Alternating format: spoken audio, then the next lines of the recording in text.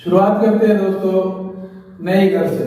मैं Vikas Agarwal, tax and vastu consultant. आज आपको कुछ वास्तु के महत्वपूर्ण नियम बताता हूँ। आप जब नया घर बनाते हैं तो सबसे पहले वास्तु उसका देखते हैं। किसी अच्छे वास्तुशास्त्री से कंसल्टेंसी ले लेनी चाहिए ताकि आगे आने वाले समय में आपको कोई प्रॉब्लम ना हो। हर व्यक्ति ये चाहता है कि उसका नया घर सुख और समृद्धि दे, वो उसमें अपने परिवार के साथ सुख शांति और समृद्धि से रहे। इसके लिए आपका वास्तु जो है वो सही होना बहुत आवश्यक है। पंच महाभूत जो होते हैं उनका संतुलन बहुत ज्यादा जरूरी है। नया घर खरीदने से पहले या जब हम निर्माण कार्य करते हैं, नया घर बनाने से पहले ही अगर अपन कुछ बातों का विशेष ध्यान रखेंगे तो वो जो महत्वपूर्ण बातें हैं वो मैं आपको बता देता हूँ। ध्यान जो आपको रखना है कि आपके बड़े बड़े जो है कुछ महत्वपूर्ण जो बातें दोष होते हैं वो ना हो। तो हम नया घर बनाते हैं तो अपने को कुछ चीजें ध्यान रखनी होती है। अगर अपन शुरू से ही वास्तु का ध्यान रखेंगे तो अपने को आगे प्रॉब्लम नहीं आएगी। अब बाद में हम रेमेडी करते फिरते हैं, फिर जब जाते हैं वास्तु शास्त्री के पास जाते हैं, राम जी ये बता दो, ये प्रॉब्लम है, ये समस्या है, उसकी सारी की जड़ ही खत्म कर दो। जब आप नया घर लो और नया या फिर नया घर बनाओ तो आप वास्तु के नियमों का कुछ ध्यान कर लो, किसी अच्छे वास्तुशास्त्री से कंसल्ट कर लो, पहले ही कंसल्ट कर लो, तो आपको जरूरत ही नहीं पड़ेगी फिर आपको रेमेडी करने की। देखिए वास्तु के अंदर जो रेमेडी करते हैं ना अपन रेमेडी तो करते हैं लेकिन वो न्यूनाधिक कर देता है उसको। दोष को 100% इलाज नहीं है, वो कोई समाधान नहीं है। प्रॉपर समाधान को तोड़फोड़ करने से ही होता है वास्तु में। रेमेडी से उसको हम कम कर सकते हैं, दबा सकते हैं, रोक सकते हैं। जो सबसे ज्यादा अपने को प्रभावित करते हैं ईशान कोण में बाथरूम नहीं होना चाहिए, वो सबसे नीचा होना चाहिए और वहां पे किचन या रसोई भी नहीं होनी चाहिए और बेडरूम बनाने से भी बचना चाहिए। ईशान कोण में पूर्व भी अपना खुला और नीचा होना चाहिए। अग्नि कोण में संभव हो तो किचन ही बनाएं, रसोई बनाएं, उसमें भी गैस स्टोव यानी गैस चूल्हे का या अपने चूल्हे का मुख किस तरफ हो ये भी विशेष ध्यान रखना चाहिए। अग्निकोण में आपको कोई पानी की व्यवस्था नहीं करनी है, वहां पानी नहीं होना चाहिए और कलर का भी ध्यान रखना चाहिए, रंग कैसा होना चाहिए।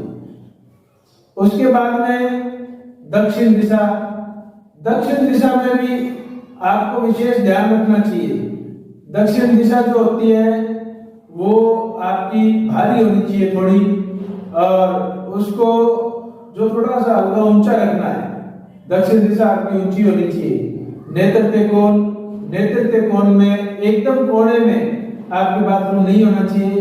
नेतृत्व कोण में भी पानी की व्यवस्था नहीं होनी चाहिए। और एक जो सबसे महत्वपूर्ण बात यह है वास्तु के अंदर कि नेतृत्व कोण में हमेशा बेडरूम होना चाहिए। सोने की जो व्यवस्था है वो नेतृत्व कोण में होनी चाहिए। और आपका जो सिर जो होता है सोते समय तकिया जहाँ रखते हैं वो दक्षिण की तरफ होना चाहिए। पश्चिम दिशा थोड़ी ऊंची होनी चाहिए लेकिन दक्षिण से थोड़ी नीची होनी चाहिए। और अपने ईशान या पूर्व से थोड़ी ऊंची होनी चाहिए पश्चिम दिशा जो होती है वो साफ सुथरी होनी चाहिए। और वायव्य कोण, उसके बाद वायव्य कोण में पानी की व्यवस्था ना हो तो ज्यादा उत्तम है। जहां तक संभव हो आप पानी की व्यवस्था करने से बचें। हाँ, वहां किचन हो सकती है और वहां पे मेहमानों का कमरा भी हो सकता है। तो वायव्य कोण में आपको ओवरहेड टैंक हो सकता है लेकिन अंडरग्राउंड या ग्राउंड टैंक बनाने से या नल लगाने से बचे आप। उसके बाद में उत्तर दिशा कुबेर की होती है। धन का जो स्रोत होता है वो उत्तर दिशा होती है। उत्तर दिशा आपकी हल्की होनी चाहिए, साफ सुथरी होनी चाहिए, नीची भी होनी चाहिए और उत्तर दिशा खुली होनी चाहिए। ईशान कोण जितना खुला होगा आपका उतना ही आपको फायदा होगा। जैसे अपन ये सब देखते हैं उसी प्रकार आपको ये भी देखना है कि रसोई घर, किचन कहाँ हो, सीढ़ियां कहाँ होनी चाहिए। ब्रह्म स्थान में कोई कुआं, अंडरग्राउंड टैंक नहीं होना चाहिए पानी का, या कोई खड्डा नहीं होना चाहिए। ब्रह्म स्थान साफ और बराबर होना चाहिए। तो दोस्तों जैसे अग्निकोण और रसोई घर की स्त्री के स्वास्थ्य को प्रभावित करती है, उसके नेचर को प्रभावित करती है। आजकल सबसे ज्यादा जो समस्याएं हैं वो यही है कि घर की औरत जो है उसका स्वास्थ्य जो है सही नहीं रहता, उसकी तबीयत बिगड़ी रहती है, या फिर उसका स्वभाव थोड़ा चिड़चिड़ा रहता है। ये सब अपने को घर बनाते समय, नया घर लेते समय ही अगर अपन देख लेंगे कि अपना अग्निकोण और रसोई घर वो सही हो, दोष मुक्त हो, तो ये दोनों चीजें आपके बराबर से होंगी। दूसरी जो हमारे सामने सबसे जटिल समस्या जो है वो लोग बाग लेके आते हैं, जैसे हमारे पास बहुत सारे क्वेश्चंस आते हैं कि हमारी आर्थिक स्थिति बहुत प्रभावित हो रही है, व्यापार डाउन हो रहा है, ऐसा। तो अग्निकोण जो होता है वो व्यापार से संबंधित होता है, उत्तर जो होता है वो धन से संबंधित होता है, ईशान कोण और जो नेतृत्व कोण जो होता है वो स्थायित्व से होता है, और दक्षिण जो होता है वो नाम से होता है, यश से होता है।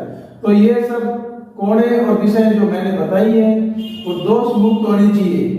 जैसे ही दोष मुक्त होगी तो अपने को व्यापार में भी फायदा होगा, सुख समृद्धि में भी फायदा होगा। इस प्रकार दोस्तों, मकान के बनाने से पहले ही अगर आप अच्छे वास्तुशास्त्री से मिल लेते हैं, कंसल्टेंसी ले लेते हैं, तो आपको भविष्य में आने वाली परेशानियों से मुक्ति मिल जाएगी, आप सभी समस्याओं से बच सकते हैं।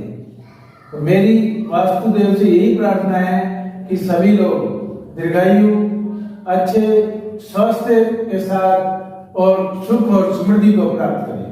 जब हम नए घर में जाते हैं तो सबकी एक ही इच्छा होती है कि कम से कम हम जब घर को लौटे तो हम शांति से, सुख से, समृद्धि से उस घर में रहें, तो आपका परिवार जो है उन्नति करे, दिन प्रतिदिन आपकी समृद्धि बढ़े।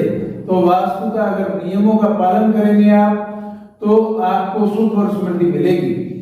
आप बाद में उपचार भी कर सकते हैं, लेकिन कुछ ऐसी चीजें होती है, जैसे आपके ईशान कोण में बाथरूम आ गया, या नेतृत्व कोण में बाथरूम आ गया, या अग्नि कोण में बाथरूम आ गया, तो आप उसको तोड़ नहीं पाओगे और हटा नहीं सकते। फिर उसका एक रेमेडी करते हैं अपन, रेमेडी करते तो हैं, वो उसको न्यूनतम कर देता है, यानी उसको कम कर देता है, उसके दोष को, प्रभाव को, लेकिन खत्म नहीं कर सकता 100%। इसलिए आप जब मकान बनाएं या मकान खरीदें, उसी समय इस बात का विशेष ख्याल रखें, तो आपको ज्यादा फायदा होगा।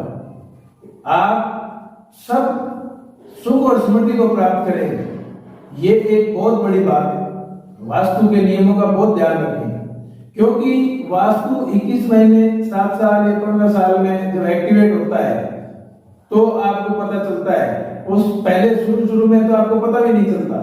फिर दूसरी बात, वास्तु में कुछ और फैक्टर्स जो होते हैं वो ध्यान रखने पड़ते हैं, वो भी प्रभावित करते हैं। कई बार ये बहुत सारे पर्सन आते हैं हमारे पास, क्वेश्चंस आते हैं कि हमारे ऊपर भी फ्लैट है, नीचे भी फ्लैट है, वो तो सेम बने हुए हैं एक जैसे ही, या फिर हम इस घर में 4 भाई रहते हैं, हमारे में 2 ऐसे हैं, 2 अच्छे हैं, ये प्रभावित हो रहा है। तो ये सब जो बातें हैं वो अलग अलग परिस्थितियां देखी जाती है, लेकिन ये एकाट्य बात है, इसकी कोई भी नेगेटिव बात नहीं आप मान सकते हो कि वास्तु प्रभावित नहीं करता है। वास्तु शास्त्र 100% प्रभावित करता है, और ये पूर्णतः विज्ञान पे आधारित है, और ये जो अपना वातावरण है, प्रकृति है, वो पूर्णतः वास्तु प्रभावित है। इसलिए दोस्तों, आप सब इस बात का विशेष ध्यान रखें कि आपके घर का वास्तु सही हो, और जब वास्तु सही होगा तो सुख और समृद्धि आपके पांव छुएगी, आपके घर में हमेशा सुख और समृद्धि बनी रहेगी। तो आप किसी अच्छे वास्तुशास्त्री से पूछ परख करके, चर्चा करके ही नया घर बनाएं, और नया घर बनाते समय ही अगर शुरू में ही वास्तु का ध्यान रखेंगे तो आगे जाके प्रॉब्लम्स आपको नहीं होंगी। जैसे आप अग्निकोण में अगर घर का मुख्य दरवाजा रख देते हैं तो आपको बहुत सारी प्रॉब्लम्स का सामना करना पड़ता है। आने वाले समय में आपको किसी एक लाइलाज बीमारी जो है, ऐसा रोग जो है, उसका सामना करना पड़ता है। आजकल हम देखते हैं डायबिटीज है, बीपी है, या फिर हार्ट की तकलीफ है, या किडनी की है, ऐसी कुछ तकलीफें हो जाती हैं। तो ये सब आपको बहुत ही ध्यान रखना चाहिए, और कुछ चीजें ऐसी होती है जो बहुत प्रभावित करती है, खासकर उन बातों का विशेष ध्यान रखना चाहिए। तो दोस्तों, आप सबका बहुत बहुत धन्यवाद, और ऐसे ही आप प्यार देते हैं।